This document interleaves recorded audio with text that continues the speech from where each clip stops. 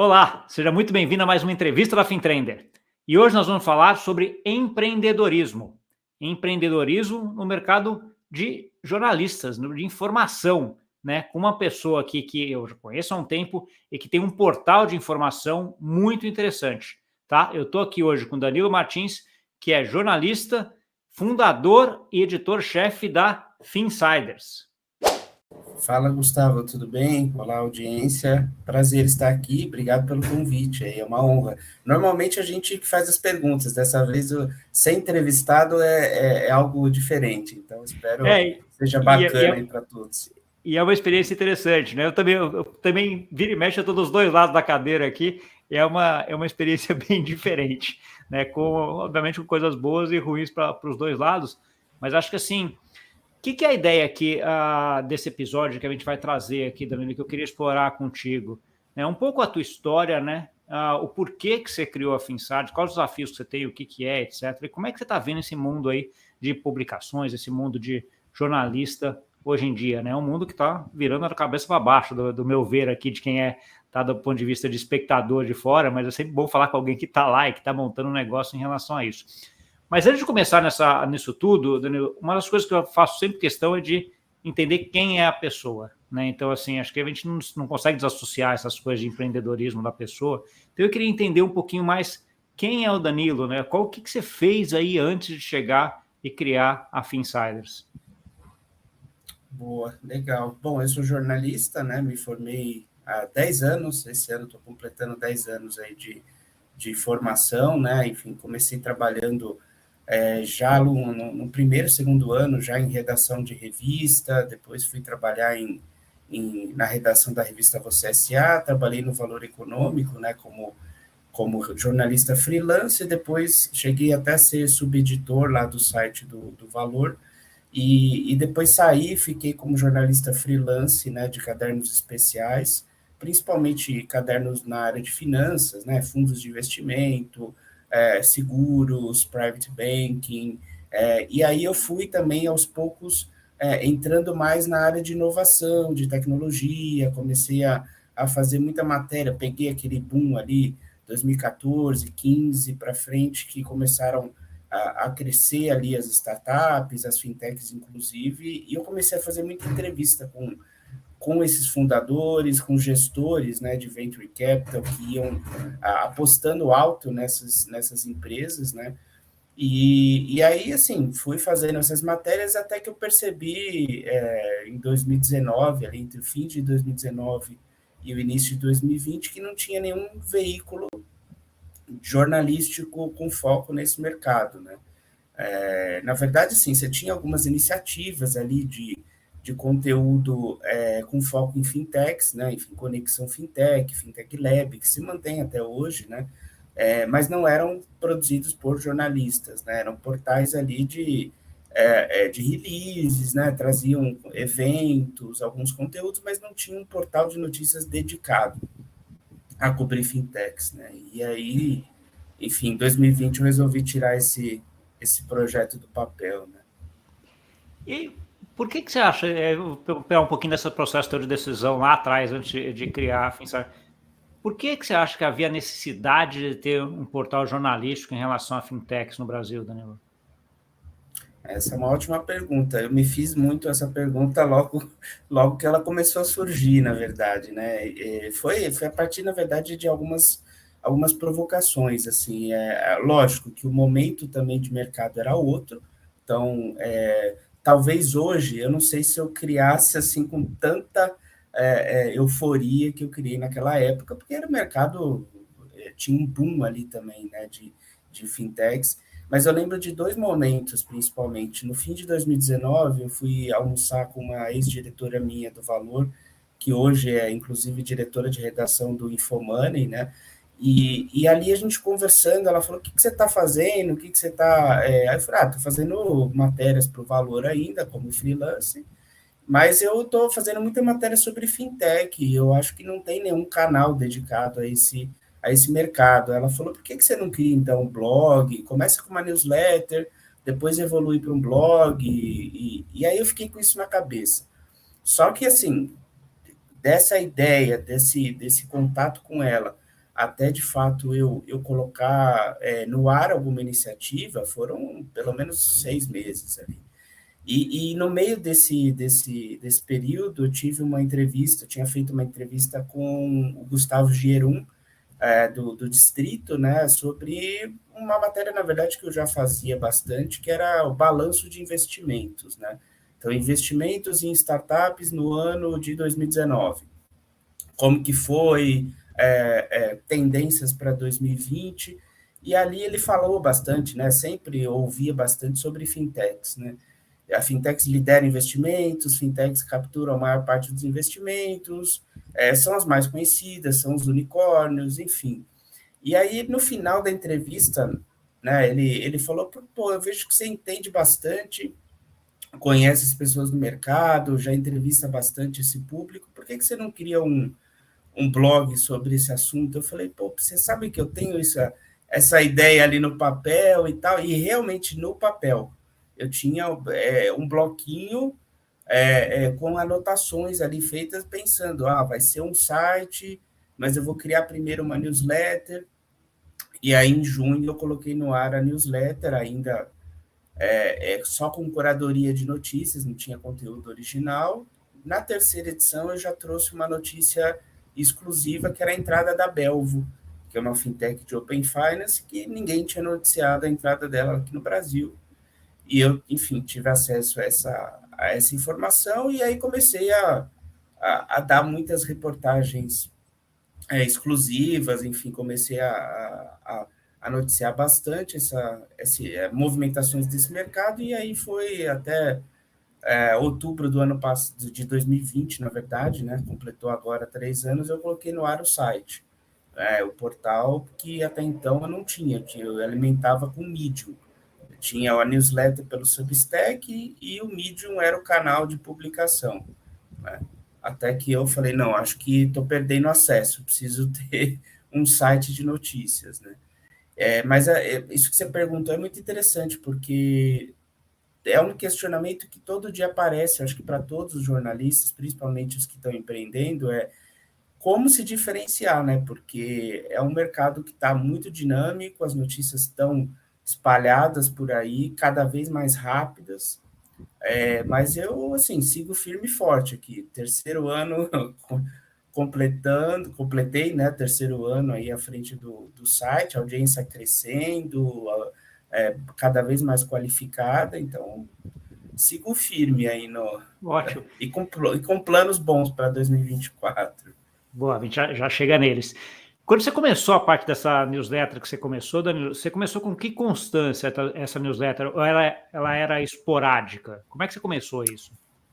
Então, eu comecei, na época, assim, era um hobby, né? Porque eu fazia, eu comecei em 16 de junho de 2020, como uma newsletter quinzenal, que era o que eu conseguia fazer para encaixar na minha rotina de jornalista freelance, né? Principalmente para matérias do Valor que eu fazia. E aí eu produzia a newsletter assim, às sextas-feiras, para circular na semana seguinte, e aí soltei edição 0, edição 1, quinzenal. Isso não durou nem um mês, mais ou menos, acho que 2 meses, talvez. E aí eu falei, nossa, tem muita coisa. Quinzenal vai ficar velho. Então, eu vou ter que fazer semanal. E aí comecei a fazer semanal. Só que, assim, era muita coisa e o pessoal começou a circular as newsletters, né? Na época eu comecei com 15 assinantes, que eram do meu relacionamento, foi passando para 100, 200, 1.000, a gente está com quase 4.000 agora, e um público bem qualificado, né? No início foi muito mais relacionamento ali com fundadores, diretores de bancos, sócios de VCs, mas isso foi se espalhando, né? Até que eu falei, não dá para deixar só a newsletter, né? Aí foi o salto para ter um site, inclusive mudança de plataforma, né? O Substack não atendia mais, eu tive que mudar para o MailChimp, né? Que é um servidor mais parrudo, né? E aí as coisas foram evoluindo. Entendi. Você comentou aí logo no começo a ideia de ter uma informação exclusiva, que foi aquilo que uma das primeiras newsletters que você teve aí. Coisa. Como é que você vê essa discussão entre hoje? Porque o jornalismo, para mim, tem muito a história do furo de reportagem, né? Que a gente falava antes, aquela ideia de que, cara, eu vou ser o primeiro a publicar, etc. Isso é bom, né? Certamente é bom, mas ao mesmo tempo ele traz para o seu negócio um certo risco de ter a certeza de verificar que aquela informação é fidedigna mesmo, de que a fonte que você tem, coisa. A gente teve recentemente aqui em cripto, a Cointelegraph, acho que soltou o negócio do ETF de Bitcoin, que na verdade não tinha, né, e não foi checado, etc. Tal. Como é que você vê isso aí dentro? Você, como é que você pesa essa entre a velocidade de informação que você tem que ser rápido, e ao mesmo tempo a necessidade de ter a informação muito bem checada, Danilo? Esse é um equilíbrio, assim, muito tênue, né? Assim, é muito difícil, porque tem uma corrida, né, pela informação, né? Informação rápida. Então, eu vejo muitos portais, assim, né? E eu acho que isso diferencia um pouco o Finsiders nessa leva de portais, que a gente nunca vai ser aquele portal de hard news, que a gente tem que sair com a informação o mais rápido possível, sem qualquer checagem, ou sem alguém contou e você vai lá, publica e não houve outro lado. Não foi assim que eu aprendi. Assim, eu aprendi na faculdade outra coisa, né? Aprendi no Valor Econômico, quando eu trabalhei lá, aprendi outro modo de fazer jornalismo, assim, que é lógico. Se você tem um furo, se você tem uma notícia em primeira mão que alguma fonte ou algumas fontes de preferência, né? Porque uma fonte só não sustenta uma reportagem, né? Você tem que ter pelo menos 2 ou 3 fontes que de fato falem sobre aquela informação e gerem a notícia, né?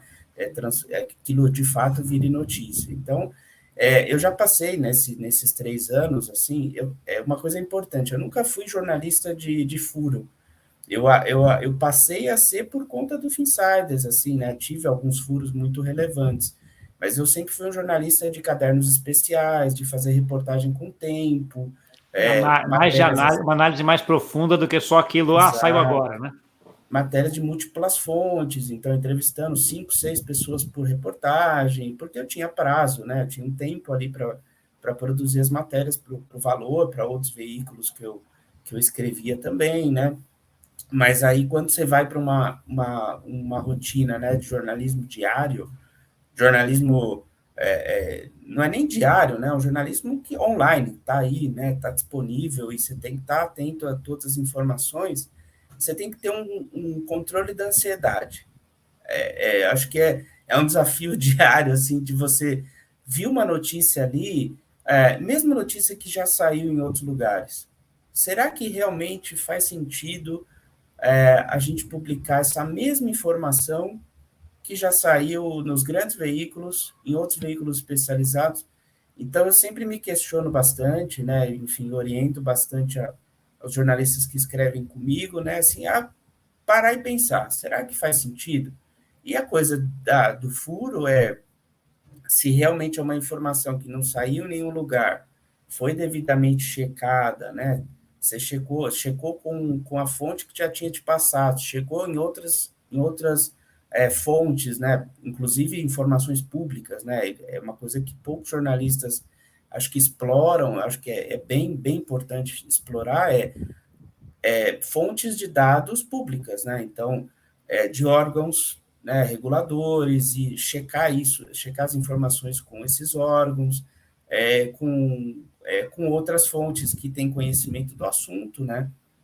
O que eu não gosto, que eu acho que tem bastante jornalismo sendo feito assim, matéria somente com fonte off, né? Que você não sabe quem falou para o jornalista aquilo. Então, assim, tem 3 ou 4 pessoas dizem as fontes. Isso eu lembro na época da faculdade, assim, como que os professores falavam, isso aqui é um perigo, né? Assim, você tem que, será que realmente qual que é o interesse dessas fontes em te passar informação também? Então, é uma coisa assim, não é difícil, não tem uma resposta pronta, né? Um outro aspecto também da criação da F-Insiders, Danilo, a gente vê agora, esses últimos, sei lá, pelo menos 5 anos aí, um crescimento muito grande do Twitter, né? Então, assim, basicamente todas as pessoas falando, de certa forma, em primeira pessoa, né? O Elon Musk talvez seja o principal, ele está no Twitter mais do que A hora que ele está acordado, ele está falando alguma coisa no Twitter, né? Sei lá como é que ele trabalha. Mas, assim, e aí tem essa parte de que as pessoas estão falando em primeira pessoa e tem a parte do jornalismo que você acaba já tendo um filtro, vamos dizer assim, né? Do que as pessoas falam. Como é que você viu essa discussão e como é que você vê ela hoje, né? Então, assim, o que é o diferencial da Finsiders em relação a tudo que a gente já vê de notícia no Twitter hoje, por exemplo?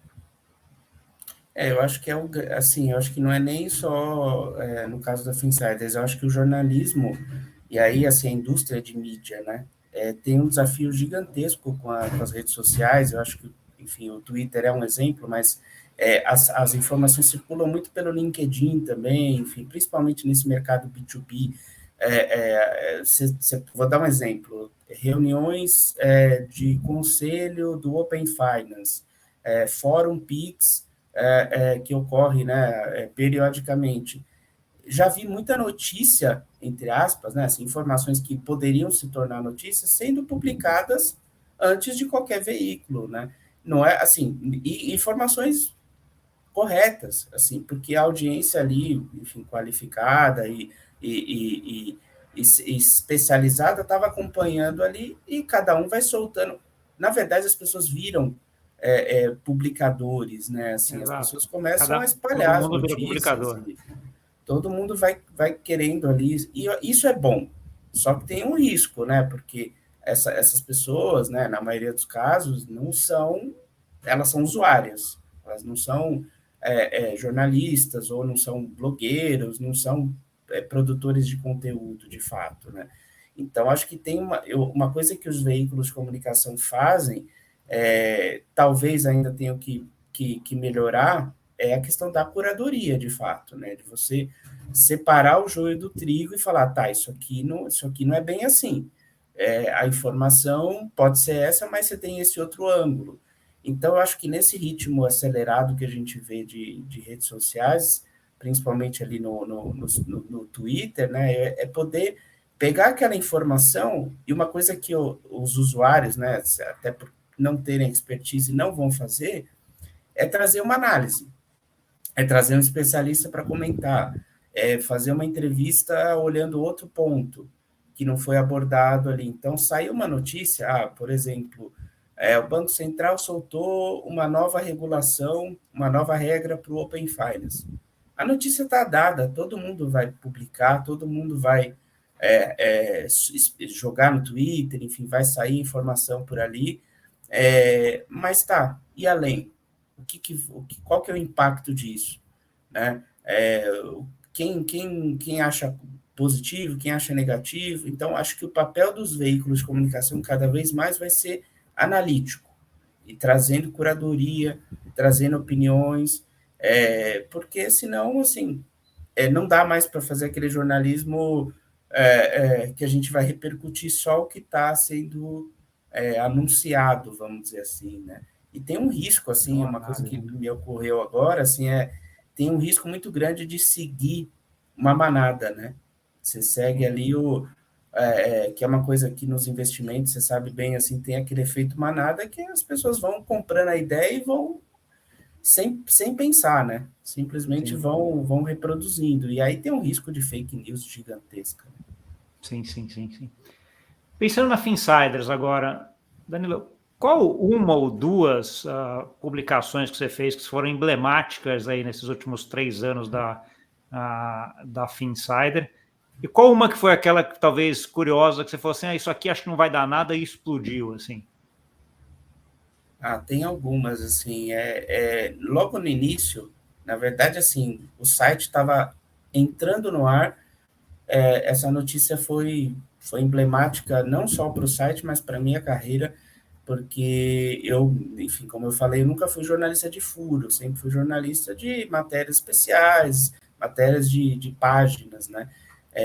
E eu lembro, assim, em outubro, né, ali naquela época, outubro de 2020, eu recebi uma informação que o Itaú estava lançando o Ion, né, que hoje é bastante popular, né, o aplicativo de investimentos deles. Isso ninguém sabia, assim, a não ser o pessoal lá de dentro, enfim. E essa informação veio até mim, assim, por uma fonte que conhecia o projeto, né, tinha acesso a alguns dados, algumas informações, tinha até algumas telas do MVP, vamos dizer assim, do Ion, né, e essa matéria eu dei, né, inclusive, assim, com uma entrevista com o Cláudio Sanches, né, o diretor de investimentos do Itaú, que eu já tinha entrevistado para matérias do Valor.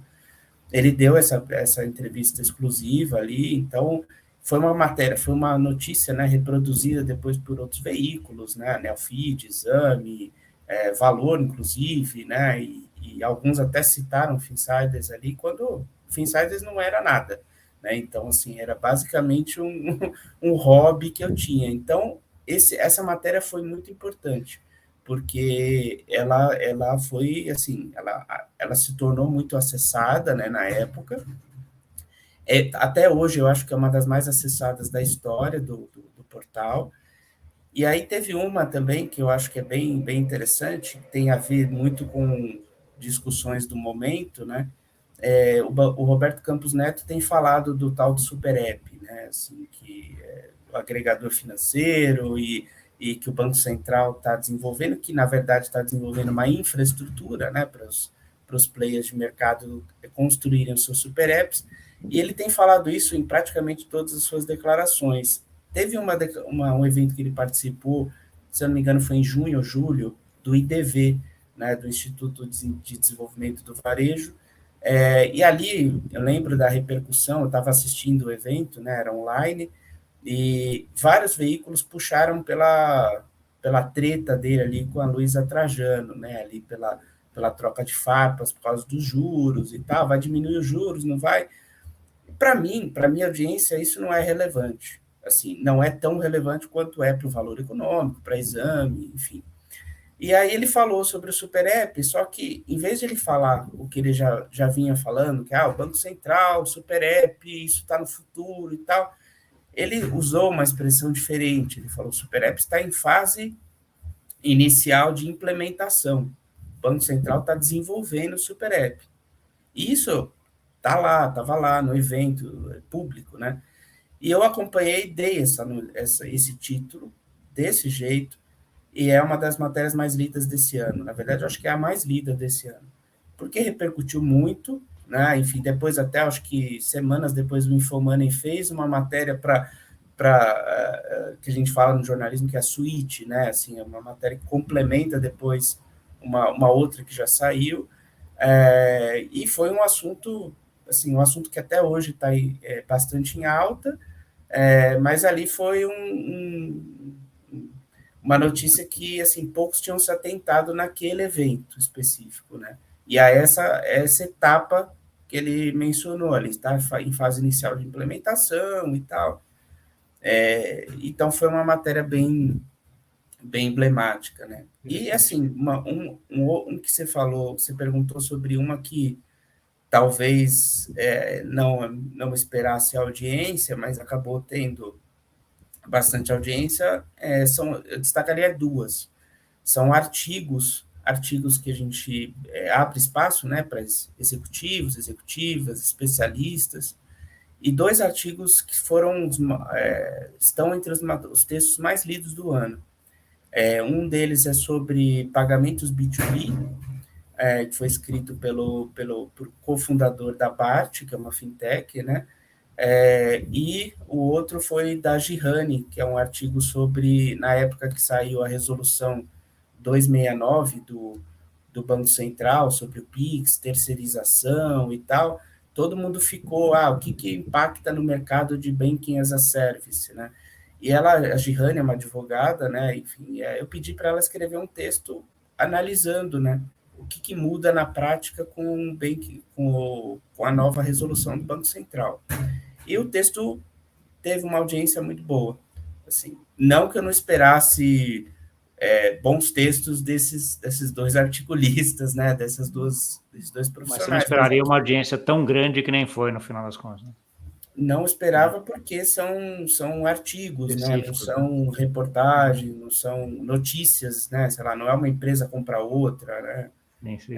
E não é uma demissão, tem notícia que dá muita audiência, é demissão, as pessoas adoram notícias É, ruins, né? O ser humano ainda é... sangue, a história que é sangue e felicidade, né? Tem os dois extremos, né? Que é o que todo mundo Tem. acaba indo, né? Para coisa que você odeia ou que causa muita euforia, né? Então, que são as coisas que em geral dão mais audiência. Deixa eu perguntar uma outra Geralmente coisa. sangue, né? Isso aí, sangue em geral é o que chama mais, principalmente quando você vai no título, aí naquele título bem sangrento, né? Exato. Você comentou um ponto desse evento que você estava, que estava a Trajano e o Roberto Campos, Danilo, que é a questão de, esse tipo de coisa a minha audiência não gosta, aquela discussão de juros não é para minha audiência, mas essa aqui é para minha audiência, que foi uma das que teve mais sucesso. Como é que você traça essa linha de o que a minha audiência gosta e o que ela não gosta, o que vale a pena trazer ou não? Essa linha é bem definida para você nesse sentido, ou ela é uma coisa que é ali que você vai fazendo testes e checando o tempo inteiro? É contínuo, né? Porque a gente é surpreendido também, muitas vezes, né? Não positivamente, mas negativamente. Então, às vezes enfim, eu faço muita análise, né? Dos textos mais acessados, né? E uma coisa que eu tenho começado a reparar também é nos textos que não são tão acessados. Então, o outro lado, né? Então, textos que, inclusive reportagens que deram trabalho, em que eu fui lá, fiz a entrevista, ou algum jornalista que fez, assim, produziu a matéria ali, às vezes até com mais de uma fonte, fez ali uma pesquisa super aprofundada, e é um texto que simplesmente não dá tanta audiência, ou não dá a audiência que a gente espera. Então, é um exercício, sim, contínuo, né, de ficar, primeiro, ligado no que está rolando também em outros portais, né, assim, vendo o que está fazendo sucesso em outros sites também, mas também sempre olhando esses dados de analytics, né, assim, não só do mês passado, do dia, da semana, mas olhar nos últimos 3 meses, tentar projetar alguma tendência, né, de audiência. Então, assim, sempre olhar o que está, lógico, né, ficar atento no que está acontecendo, porque, de repente, uma notícia que saiu pode ser um gatilho para uma reportagem que potencialmente gerará audiência, mas eu acho que também tem uma questão que não é só se preocupar com a audiência, é sempre se preocupar com a qualidade, né? Então, vai ter matéria que vai gerar muita audiência, mas talvez não seja uma matéria importante. Talvez seja uma notícia ali que é uma notícia do dia e simplesmente a gente também noticiou, né? Mas vai ter muita reportagem ali que realmente é uma matéria aprofundada, matéria exclusiva, com entrevista, análise, contexto, e simplesmente essa matéria estoura de audiência, tem bastante audiência, ou flopa, né? Então, simplesmente não dá Não vai, audiência. né? Então, é constantemente analisar os dados, e acho que não só a audiência do site, mas olhar a repercussão das redes sociais. Qual que é o engajamento, principalmente no LinkedIn, que a gente tem um alcance muito bom no LinkedIn. O que está gerando mais audiência no LinkedIn? O que gera audiência no LinkedIn e no portal ao mesmo tempo? Então, todo dia olhando os dados e vendo o que de fato está atraindo audiência, né? Tá bom. Do meu lado aqui, Danilo, tem dois temas assim que eu vejo como uma hype muito grande hoje em dia, que são ligados a fintechs, tecnologia, mas que fintechs acabam entrando também, que é a parte de inteligência artificial e a parte do que a gente chama de tokenização, né? Então, assim, é coisas que eu falo o tempo inteiro todas as conversas que eu estou acaba aparecendo nesses dois temas. Como é que você está vendo isso daí em relação ao Finsiders, em relação à fintech? São mesmo temas que trazem mais gente? São temas que as pessoas querem saber mais? Essa é uma ótima pergunta. Inclusive, é uma das perguntas assim que eu tenho me feito bastante. Assim, a gente está desenhando para o ano que vem uma mudança, né? Uma estruturação nova ali para o portal, em um acordo que a gente está fazendo com outro site que é especializado em fintechs. E a gente está mapeando alguns temas, né? Lógico, inteligência artificial, blockchain, o Drex, né, associado ali à tokenização, blockchain também tá bastante em alta, né? Hoje a gente não tem, no site que a gente tem no ar hoje, não tem nenhuma seção, nenhuma editoria específica que cobre inteligência artificial, blockchain, tokenização. A gente tem inclusive alguns parceiros de conteúdo, né? A gente tem o startups.com.br, que é um site que olha bastante para inovação, tecnologia, e de uma maneira muito mais ampla. Então, eu já aproveitei muitos conteúdos de IA no Finsiders, conteúdos do Startups, e blockchain com o Block News, né, que é um site dedicado a blockchain, e eu acabo aproveitando também um pouco esses conteúdos. Lógico que eu estou sempre ligado, a gente está sempre olhando ali o que tem o que está surgindo de notícia, né? O que eu sinto, assim, é que, principalmente em IA, eu acho que ainda tem muita espuma, tem muita gente falando, mas de fato fazendo, acho que ainda tem um percurso, assim, para a gente ver, primeiro, quem está fazendo de fato e quem está gerando resultado, né? A partir do que está fazendo, porque eu acho que leva um tempo, não é uma coisa simplesmente se aplica ali a inteligência artificial e vai ter ali os resultados. Então, eu acho que tem muita gente falando, assim como teve também com blockchain algum tempo atrás, que era muita gente falando, mas, de fato, por exemplo, na indústria financeira tradicional, né, dos grandes bancos, o que eu mais ouvia alguns anos atrás era blockchain, mas aí eu perguntava, tá, mas o que você tem de concreto? O que você tem de projeto em execução, piloto, mas assim, pelo menos algo na prática? Ah, não, a gente está estudando. Então, na prática você não tem nada, né? Tem nada. Então eu acho que ainda tem uma curva de maturação, assim, principalmente em IA, porque é o tema hype agora, né? E tokenização, eu acho que, né, lógico, com a evolução do piloto do Drex, os resultados a partir do piloto, eu acho que aí, assim, a gente vai ter um salto, né? É lógico que ainda é muito inicial, né? Não dá para a gente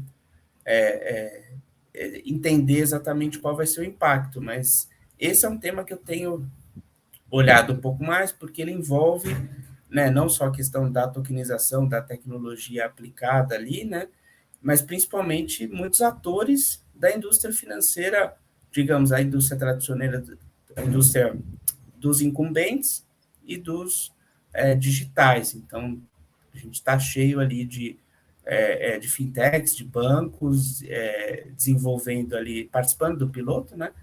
O que me chamou a atenção só era, assim, poucos players, de fato, que atuam com tokenização, assim. Depois a gente teve até uma atualização e tal, mas no início ali, nos primeiros nomes ali do piloto, não tinha, por exemplo, algumas exchanges, e aí isso foi mudando, né? Sim, não, a gente está... A parte da organização está muito no começo, acho que você citou um ponto importante em termos de tecnologia, que é esse ponto de maturação, né? Então, assim, ela sempre tem aquele começo que vira hype, daí todo mundo vai estudar, daí ela dá aquela arrefecida, né? Acomodada, e aí sim você começa a ver os projetos que vão mudar a vida e vão fazer para frente, né? Então, esse é um ciclo que acaba sendo bastante comum e, sei lá, você tem que saber quando entrar nesse ciclo no momento certo, né? Que você entra no momento errado, né, é um dispêndio de dinheiro, de tempo muito grande, pode ser, né? Olhando a Finsight... Fala. Só uma coisa que eu achei interessante isso, assim, da curva de maturação, assim, semana passada eu estava num evento e era uma premiação, né, de fintechs, e aí esse evento teve um painel sobre transformação, estava lá o CEO do Cubo, tinham executivos do setor financeiro, o pessoal da Accenture e tal, e ali jogaram uma provocação, acho que foi o CEO do Cubo que falou isso. Vocês lembram, um ano atrás, qual que era a tecnologia que era mais falada? Todo mundo, sei lá, inteligência artificial. Ele falou, não, inteligência artificial foi um pouquinho depois. Era metaverso. E hoje ninguém mais fala do metaverso. Então, assim, acho que, né, tem essa questão de... eu vou hype ou... E vou pegar até metaverso como sendo um exemplo. O metaverso é aquela coisa, aquela hype, todo mundo vai virar metaverso, todo mundo vai para o metaverso. De uma hora para outra, né, você vai todo mundo materializar e a gente só vai se falar no metaverso. É óbvio que não ia acontecer isso, né? Mas assim, no hype que tá todo mundo meio que achando ou tentando pesquisar em relação a isso, né? Aí dá aquela coisa, tá? Some o hype, etc. Mas tem alguns projetos de metaverso que vão vir aí para ficar, já estão andando, tem coisa assim, não é aquele Away que estava, mas tem ali uns caras fazendo. Então,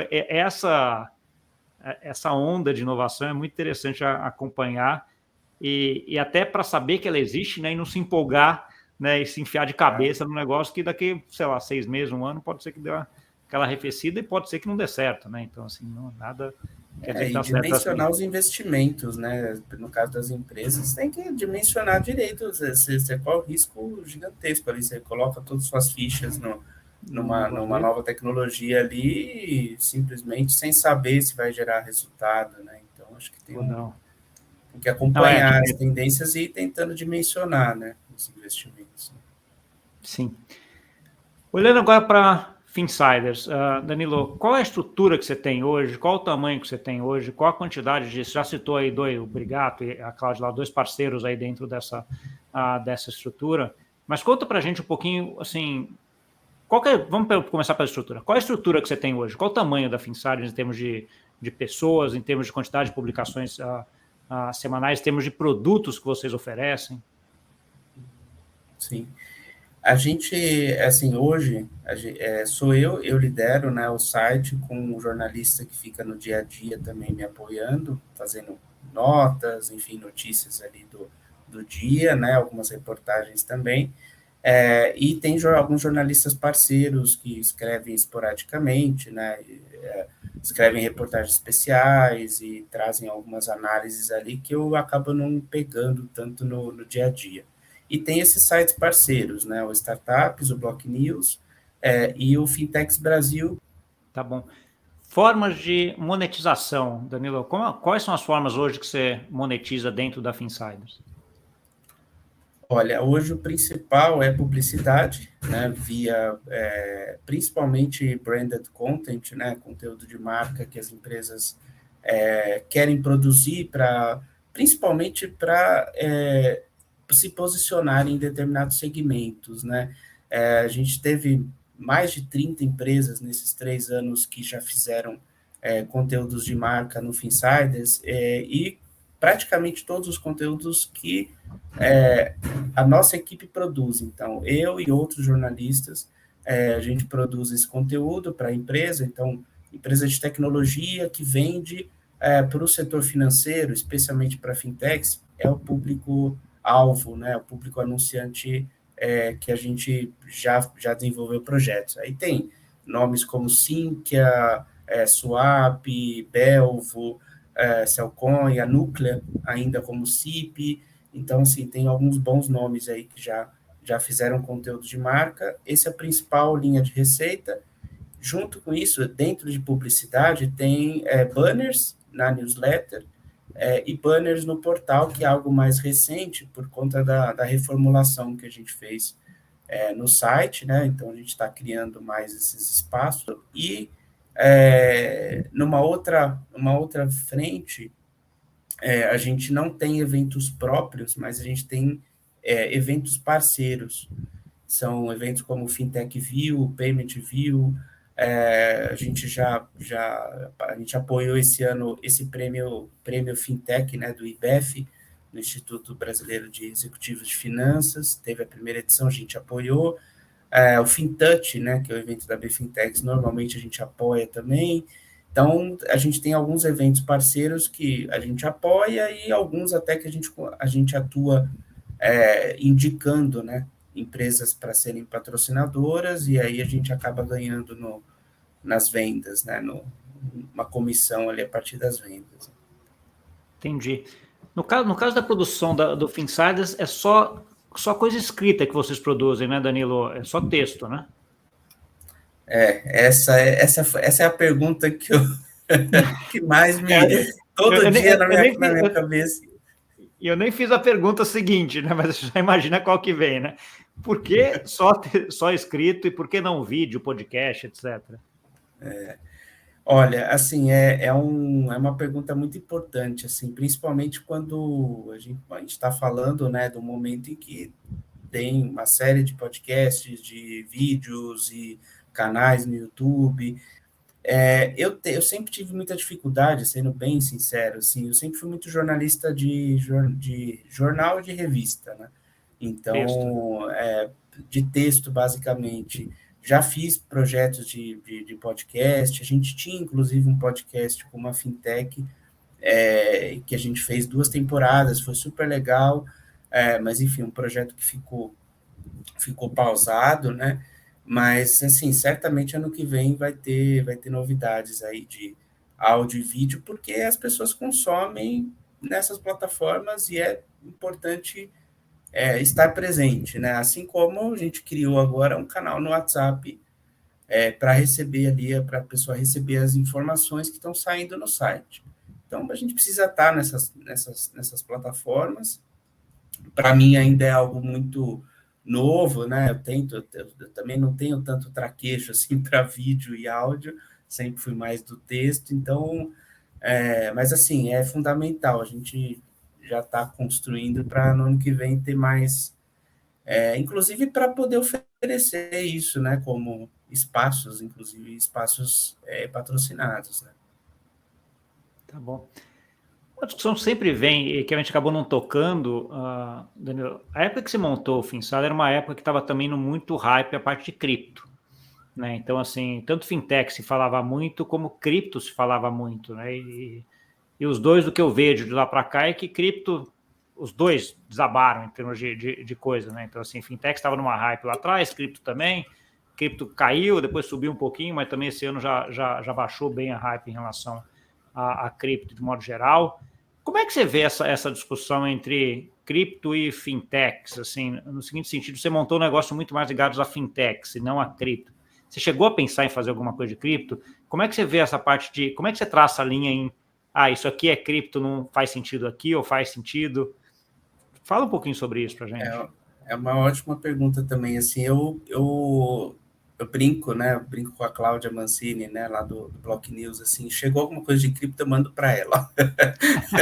Mas, assim, essa é uma brincadeira, lógico que não é assim, não é bem assim. Eu Cuba, né, acompanho, né, eu confesso que eu acompanho muito menos, porque é um mercado que ainda tenho um pouco mais de dificuldade, assim, de conhecer, a não ser assim, o blockchain enquanto tokenização, e aí todas Quanto essas, tecnologia, né? enquanto tecnologia e derivando para a tokenização. Aí eu acho que eu acompanho um pouco mais, tenho visto um pouco mais esse tema, né? Agora, cripto, para mim, sempre foi uma indústria difícil, assim, difícil de cobrir, difícil de fazer matéria, com muitos nuances, assim, que, enfim, alguns jornalistas são muito mais especializados, né?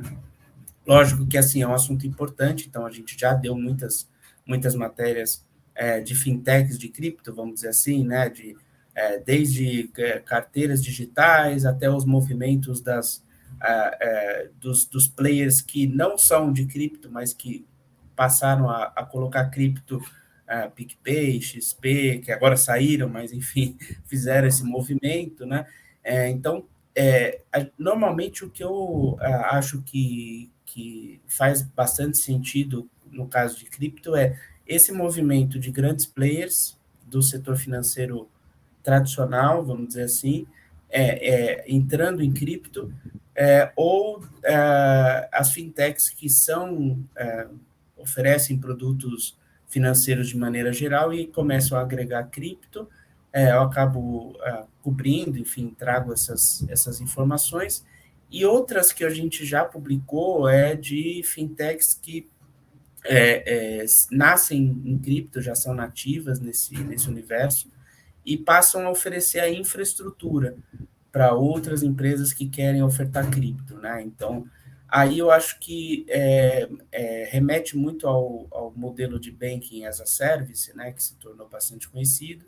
Então, aí eu acho que faz bastante sentido a gente noticiar, né? Mas, assim, eu já recusei muita sugestão de pauta, assim, que era muito técnica, muito técnica, assim, muito cripto e quase nada fintech, né? Assim, mas é um limite muito difícil Fica ali, de é muito difícil estabelecer, entender, né? assim. Por exemplo, fala de mineração, começa a falar de temas assim que são, tá, mas isso aqui é mais cripto, isso aqui é mais, eu vejo mais no Block News, no portal do Bitcoin, em outros sites do que no Finsiders. Então, mas isso não significa assim que a gente não vá ter alguma editoria. Eu acho que é muito importante, mas aí não cripto, mas blockchain, porque aí Blockchain, é um tokenização, universo, CBDC, DEX, toda essa história é um que a gente conhece. universo muito mais amplo, assim, Sim, sim. eu acho que tem muito mais assim, e também não lida tanto com a volatilidade, né? Assim, eu não vejo Finsiders fazendo matéria das moedas, assim, Preço de do Bitcoin subiu ou caiu, mercado. né? Não, isso não vai acontecer. Entendi. Emílio, como é que você avalia agora, pegando esses últimos 3 anos aí, como é que você avalia o sucesso que você teve agora até agora, né, na Finsiders? E qual métrica que seria aquela métrica de que você olharia e falaria assim, cara, essa métrica que eu olho e eu tive sucesso nela?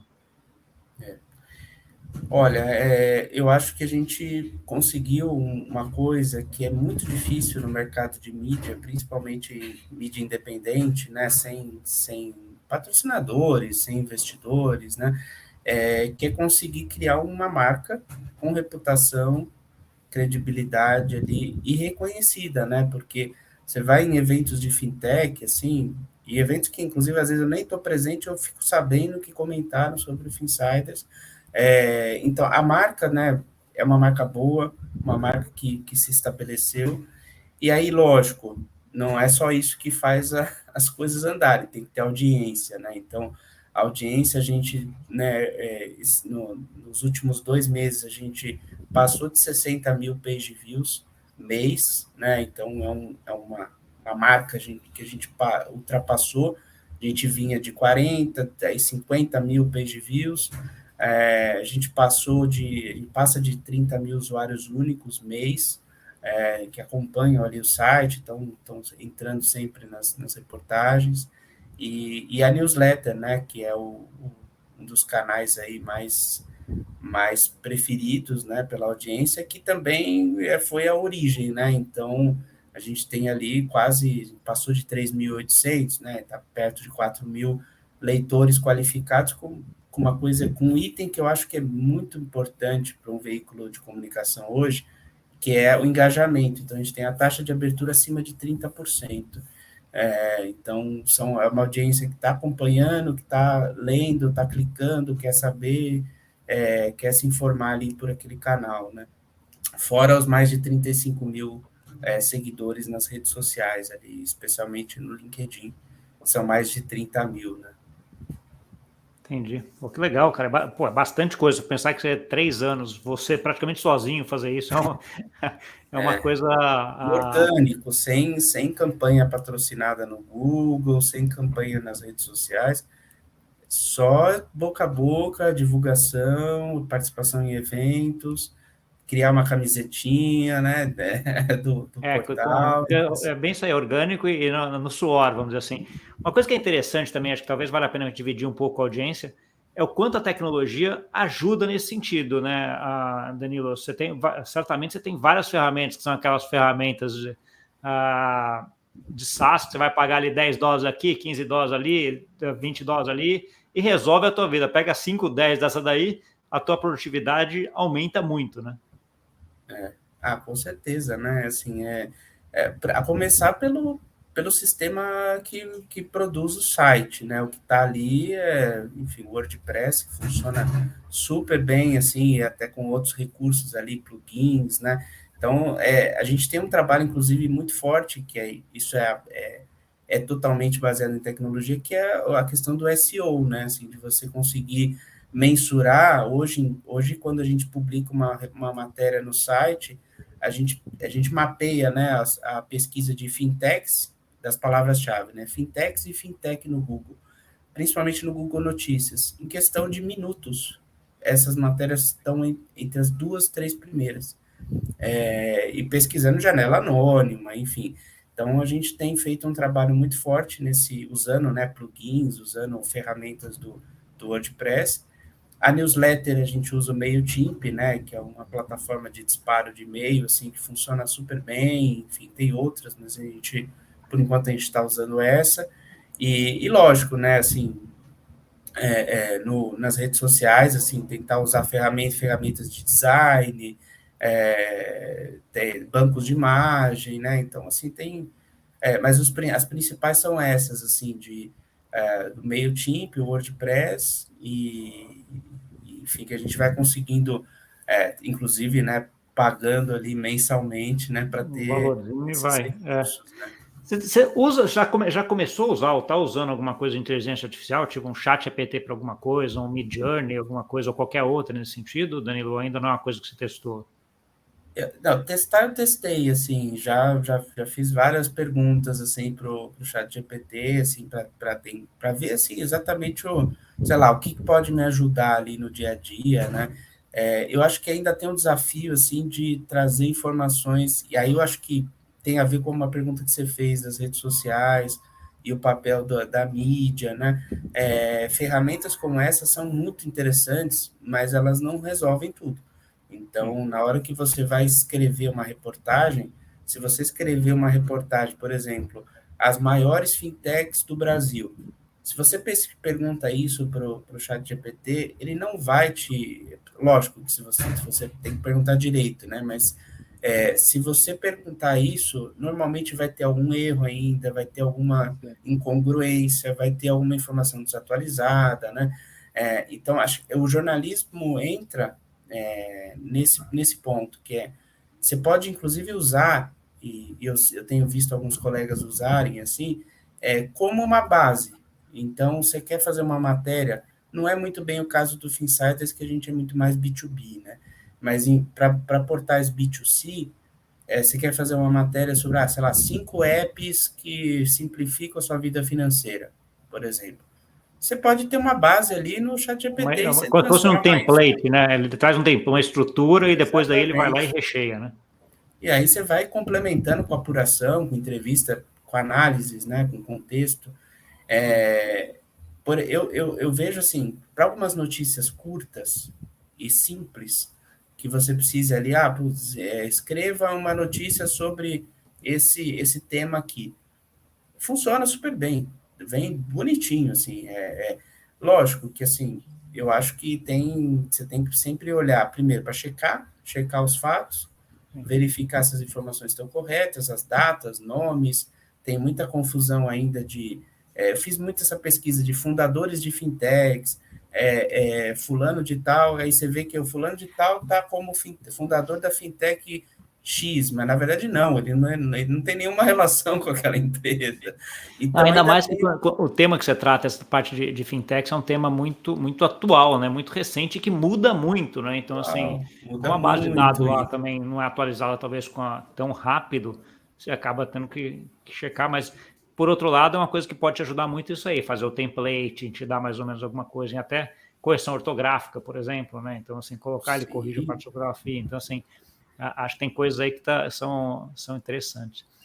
Danilo, a gente tem um tempo mais ou menos que eu tenho aqui, a gente já chegou nele agora.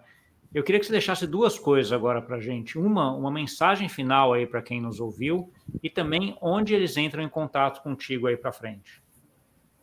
legal. Bom, quero agradecer, né? Assim, acho que foi muito legal aí o papo, me fez pensar em muita coisa, sair com várias questões aí na cabeça para, enfim, para executar aí nos próximos meses e quero agradecer, assim, acho que foi um espaço muito legal, espero que tenha sido interessante aí para a audiência, né, e lógico, assim, para me encontrar basicamente entrando no site, né, acompanhando as matérias, finsiders.com.br, e no LinkedIn, né, enfim, sou seguido ali por quase 11 mil pessoas ali, executivos, fundadores, Danilo com Y, do jeito que está escrito, né, aí, Danilo com Y Martins, são os primeiros perfis ali que aparecem e sempre com a camiseta do Finsiders, então facilita ali para achar. Opa, não basta fazer o negócio, tem que vestir a camisa, né, Danilo? Lógico, tem que ter, né? Porque é jornalista empreendedor, né? Tem que ter, circular, e facilita também, né? Não fica aquela coisa formal, que antigamente, né, quando fazia a matéria lá para o Valor, enfim, logo no começo lá da carreira de 13, 14, era camisa social, não rola mais, né? Outros tempos, né? Então tá bom, é isso. Muito obrigado, Danilo, então, e a gente se fala por aí. Obrigado, valeu. Para você que nos viu, muito obrigado pela audiência. Não esquece de compartilhar com aquele amigo e amiga que gosta desse assunto. E até semana que vem. Tchau, tchau.